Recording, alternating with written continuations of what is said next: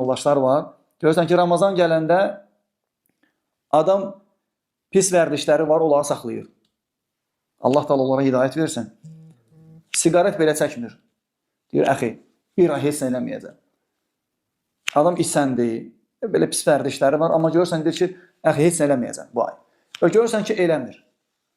Vallahi elə adamlara məsləhət görərdik ki, biz qardaş kimi, əgər sən bir ay bacarırsansa, deməli, eləyə bilərsən də bunu.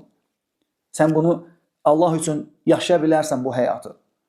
Onun bir dəfəlik onu tərk eləyib, ona tövbə eləyib, ondan aralaşıb, o bir ayda qazandığın saf mənəviyyat var, təmiz mənəviyyat.